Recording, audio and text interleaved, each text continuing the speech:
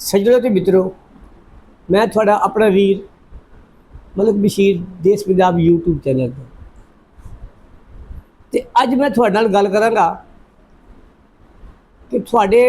अपने घर का कोई जी होवे या थोड़े खानदान दे विचों कोई जी थोड़ा या थोड़ी बरादरी विचों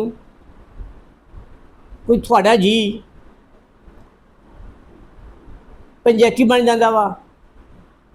या सिर कढ़वा सरपैंच बन जाता वा या कोई प्रधान बन जाता वा या थोड़ा कोई मैंबर या कौंसलर बन जाता वा। किसी भी फील्ड दे विच थोड़ा कोई जी अगे वधदा ते उहदी फुल सपोर्ट करया करो, ना कि उहदी लत्तां खिच्चणियां शुरू कर दिया करो। वो छड्ड ये उही है ना,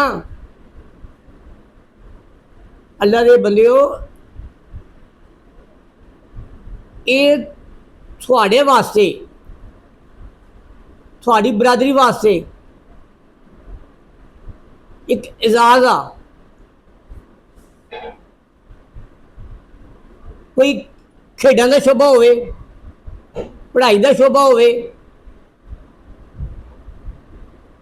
या कोई सरपंची दी लैन होवे,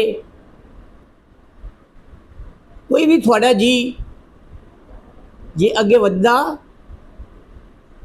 ते पूरी बरादरी नूं चाहीदा वा कि उहदा साथ देन ताकि वो बेहतर तरीके दे नाल अपनी उस फील्ड दे विच बेहतर कारकर्दगी दिखाए तो थोड़ी कौम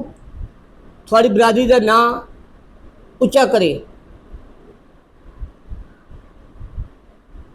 जीवे जीवे देश पंजाब।